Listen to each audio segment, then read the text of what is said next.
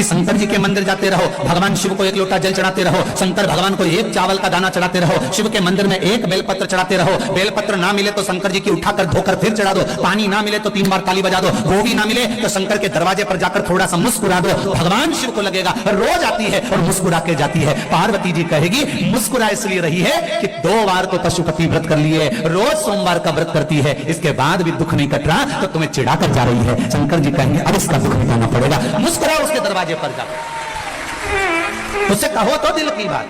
इस शरीर को लोग कहते हैं आपके गुरुजी ने कहा कि भगवान से कुछ नहीं मांगना चाहिए, पर हमारी तो शिव महापुराण की कथा कहती है जो कुछ भी मांगना संसार से मत मांगना, उस बताने से मांगना, जो दुनिया को देता है वो तुम्हें दे। आपके गुरुजी ने कहा भगवान से कुछ मत मांगो, पर हमारी शिव पुराण तो कहती है कि किसी से मत मांगो पर उससे मांगो, वो तुम्हारा बाप है, जगत का बाप, जगत का पिता, देवाधिदेव महादेव है, उसके पास चले जाओ दिल से।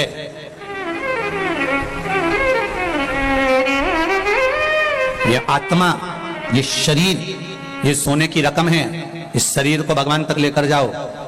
दुख जब आता है तभी रकम दुकान पर जाती है, तो ये शरीर भी जब ही जाना चाहिए परमात्मा के द्वार। अब बहुत गंदा हो गया, बहुत तकलीफ में हूं, कहां जाऊं, सारी दुनिया में भटक कर देख लिया मैंने। कोई कहता है ये करो, कोई कहता है वो करो, कोई कहता है ये करो, कोई कहता है वो करो। जब देखो, जब यूट्यूब खोलो, फेसबुक खोलो, तो कहीं ना कहीं का महाराज मिल जाएगा बताता हुआ ये कर लो वो कर लो। अब कहीं नहीं जाऊंगी, अगर जाऊंगी तो 1 लोटा जल लेकर शंकर के पास जाऊंगी, क्योंकि इस जल चढ़ाने में ना ढोंग है, ना प्रपंच है, ना छल है, ना बेईमानी है, ना किसी का मन दुख है, ना अपना मन दुख है। अपन शिव के भरोसे बस उसके सहारे पर 1 लोटा जल चढ़ा कर आऊंगी और उससे कहकर आऊंगी कि मैं तेरे भरोसे पर, तेरे भरोसे।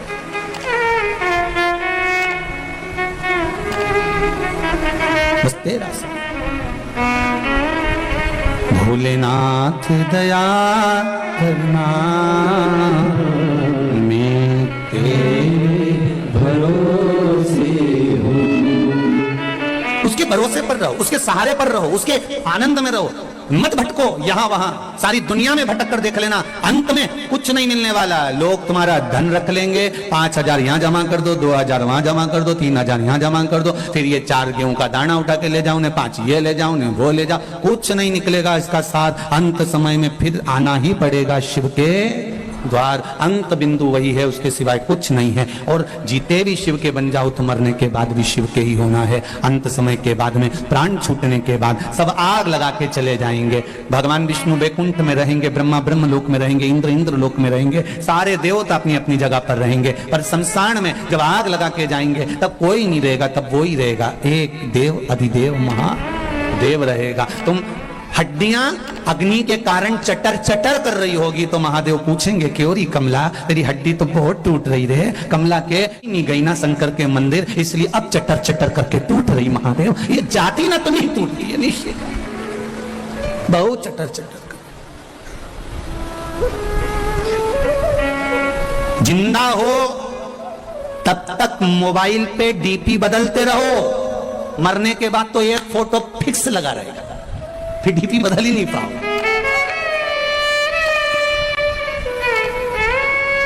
मरने के बाद डीपी बदल रही है क्या?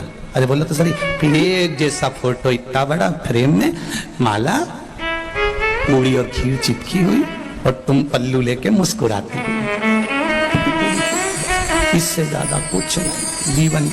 जिंदा हो तब तक डीपी बदलते रहो, मरने के बाद तो एक फोटो डीपी पर फिक्स हो जाएगा, और वो भी छोरा छोरी लगाएंगे तो लगाएंगे, नहीं तो कौन लगा रहा तुम्हारा फोटो। इतनी शान से जियो, मारा छोरा मारा छोरा। मरने के बाद इतने बैठे हो, तुम में से कौन है जो श्राद्ध में अपने डीपी पर अपने दादा परदादा का फोटो लगा दिया? जब उनका नहीं लगाया तुमने, तो तुम्हारी औलाद तुम्हारा लगाएगी।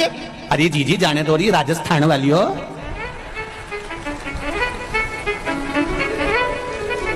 कोई नहीं याद करे, फालतू की बात।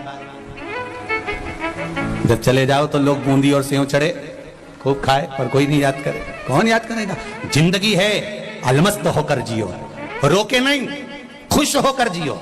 इतनी प्रसन्नता का जीवन जीना कि दुख है और बहुत चेहरे पर स्माइल है, तो लोग भी, परिवार वाले भी कहेंगे कितनी दुखी थी, कितना कर्जा है, कितनी तकलीफ में है, तो भी कितनी मुस्कुरा रही है। पूरे परिवार वालों को तुम्हें देख के टेंशन हो जाएगा कि इतना दुख होने के बाद ये हंस क्यों रही है। उनकी रोटी नहीं भाएगी, उनको आधा खा के छोड़ देंगे कि ये मुस्कुरा क्यों रही है। कारण क्या है इसके मुस्कुराने का? इतना दुख होने के बाद, इतना कर्जा होने के बाद, इतनी तकलीफ होने के बाद, शरीर में इतना कष्ट होने के बाद भी जब देखो जब खजूर वाली चोटी करके खूब जोरदार दिखे तो भगवान कहते मुस्कुराते रहो, चेहरे पर प्रसन्नता होना चाहिए। आग लगे बस्ती में, आवाज नहीं है यजराम की, बोलो आग लगे बस्ती में और अपन रहो मस्ती में। क्या किसको रोइए, चादर तान के सोइए। अपने को क्या करना कि कौन क्या कह रहा है, कौन क्या बोल रहा है, वो बोले तो बोलने दो, आड़ा टेढ़ा बोले तो बोलने दो। हम तो बहुओं से भी कहते हैं तुम्हारी सास कुछ भी बोले वो बोलती रहे, बोलने दो, तुम तो भजन गाओ ना, तुम तो भजन, वो गाली दे तुम श्री शिवाय। बस सास को ऐसी देख के 2-4 बार बोल दो श्री शिवाय। सास भी बोलेगी कुछ जादू कर रही है क्या, बस इतना तो बहुत।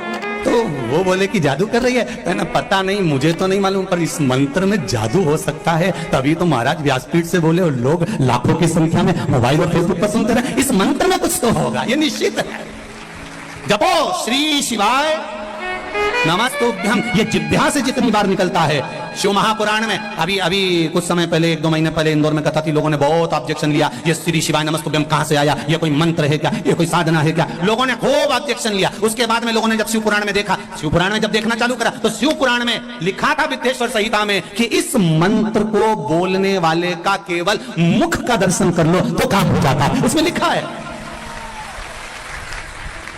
जब लोगों ने इस मंत्र का ऑब्जेक्शन लिया कि ये मंत्र क्यों, श्री शिवाय नमस्तुभ्यम कहां लिखा, इस मंत्र का क्या प्रयोग होता है, इसको क्यों जपा जाए, जब लोगों ने इसको जब जनमानस में भेज दिया कि ये तो सियोर वाला महाराज ने बनाया मंत्र, ये तो फालतू का है, ये तो होना ही नहीं चाहिए, ये तो ऐसा नहीं होना, तब लोगों ने फिर पुराण में ढूंढा कि आखिर लिखा कहां है। तब इनने ढूंढा तो उसमें लिखा हुआ आ गया कि इस मंत्र का जप करने वाला व्यक्ति इसको केवल मुंह से बोल भी ले और उसका चेहरा भी देख लो तो ही मनुष्य का सब कार्य सफल हो जाता है। तो फिर बोलने में अपना क्या जाता है, प्रेम से बोलो श्री शिवाय नमस्तुभ्यम।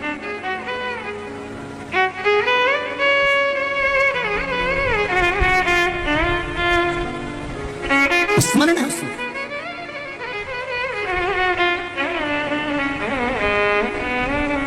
लोगों का काम है भरमाना, लोगों का काम है भटकाना, पर शिव महापुराण कहती है आपको भटकना नहीं, आपको शरणागति लेना। शरणागति